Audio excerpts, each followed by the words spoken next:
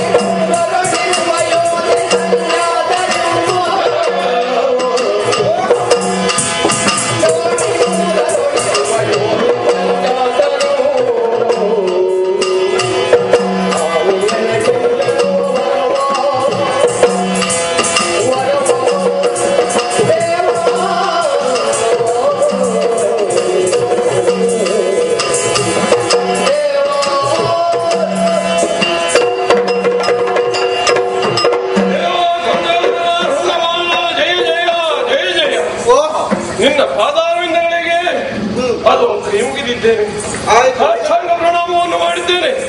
ದೇವ, ಏನು ಬರಬೇಕು ಎಂಬುದಾಗಿ ಕೇಳುತ್ತಾ ಇದ್ದೀಯಲ್ಲ ಸ್ವಾಮಿ, ಕೇಳಿದ್ದನ್ನು ಕೊಡುವೆಯಾ ದೇವ? ಖಂಡಿತವಾಗಿ ಕರುಣಿಸ್ತೇನೆ. ಅದು ನನಗೆ ನಿನಗೆ ಹರಿಹರ ಬ್ರಹ್ಮಾದಿಗಳಿಂದಲೂ ಮರಣ ಬಾರದ ರೀತಿಯಲ್ಲಿ ವರವನ್ನು ಕೊಡಿದೇವ. ಅವರಿಂದಲೂ ನಾನು ಸಾಯಬಾರದು. ಆದರೆ ನನಗೆ ಜಗತ್ತಿನಲ್ಲಿ ಇದ್ರೆ ಯಾರು ಇಲ್ಲ ಎಂಬುದಲ್ಲವೇ ನಿನ್ನ ಸಹಿತ ನನಗೆ ಮರಣಬಾರದು ದೇವಾಯ ವರವನ್ನು. ಅಯ್ಯ, ಒಂದು ಮಾತು, ಏನು? ಯಾರಿಂದಲೂ ಮರಣವನ್ನು ಬಾರದ ರೀತಿಯ ವರವನ್ನು ಕರುಣಿಸುತ್ತಂದೆ ಅಂತ ನೀನು ಕೇಳ್ತಾ ಇದ್ದ. ಆದ್ರೆ ಹುಟ್ಟಿದಂತ ಮಾನವ ಅಲ್ಲ, ಯಾವುದೇ ಜೀವರಾಶಿ ಮರಣ ಎಂಬುದು ಖಂಡಿತವಾಗಿ ಇದೆ. ಆದ್ರೆ ಯಾರಿಂದಲೂ ನಿನಗೆ ಮರಣ ಇಲ್ಲ. ಅಯೋನಿಗೆ ಎದುರಾದ್ರೆ ನಿನಗೆ ಮಾತ್ರ ಮರಣ ಖಂಡಿತವಾಗಿ ಇದ್ದೇ ಇರ್ತದೆ. ಆ ಅಯೋನಿಗೆ ಎದುರಿಗೆ ಬಾರದ ಹಾಗೆ ಎಚ್ಚರವನ್ನು ನೀನು ವಹಿಸು. ಅಂದ್ರೆ ಅಯೋನಿಗೆಯಿಂದ ಮಾತ್ರ ಮರಣ ಖಂಡಿತ. ಆಯ್ತು ದೇವ, ಆಯ್ತು. ನಿನ್ನ ವರವನ್ನು ನಾನು ಬಿಡ್ತೇನೆ.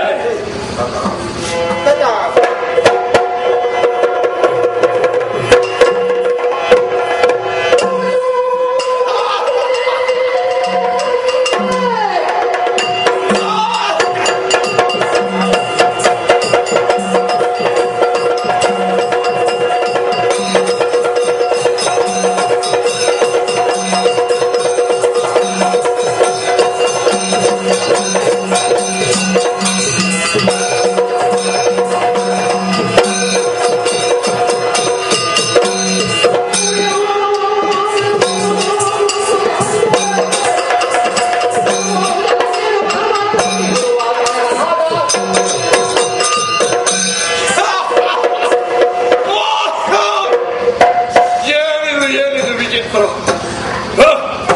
ನಾನು ಮರಣವೇ ಬಾರದ ರೀತಿಯಲ್ಲಿ ವರ ಕೊಡು ಎಂದ್ರೆ ದೇವನಿದ್ದಂತಹ ವರ ಯಾವುದು?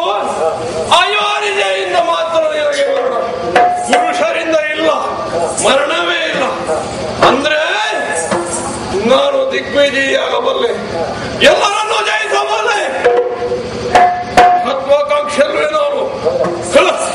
ನನಗೆ ಮರಣ ಬರುವುದಿದ್ರೆ ಹೆಣ್ಣು ರೂಪಿನಿಂದ. ನನಗದು ಗಣ್ಯವೇ ನಗಣ್ಯ, ವೀರಾದಿ ವಿಕ್ರಮನೆಂತಹ ನನಗೆ ಶರಣರಿಂದ ಮರಣ.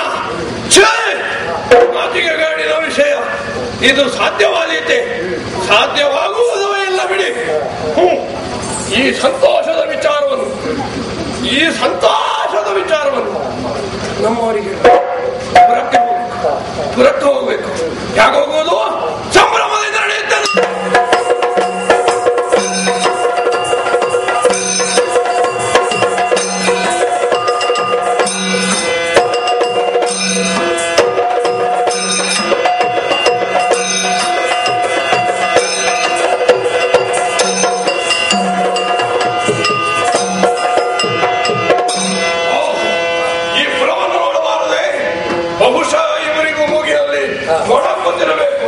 ಯಾಕೆ ನಾನು ಬರ್ತೇನೆ ಅದೆಷ್ಟೋ ಸಮಯದಿಂದ ಎಂಬುದಾಗಿ ಅದು ಸಡಿಲು ತೋರಣಗಳಿಂದ ಶೃಂಗಾರವಾಗಿದೆ.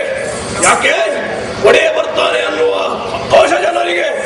ಈ ಸಂತೋಷದ ವಾರ್ತೆಯನ್ನು ಈ ಜನರಲ್ಲಿ ಬಿತ್ತರಿಸಬೇಕಲ್ಲ. ಬಿತ್ತರಿಸುವುದಕ್ಕೆ ನಾನೇ ಬಿತ್ತರಿಸುವುದು? ನನ್ನ ಮಂತ್ರಿ ಶಾನ ಇದ್ದಾರೆ. ಮಂತ್ರಿ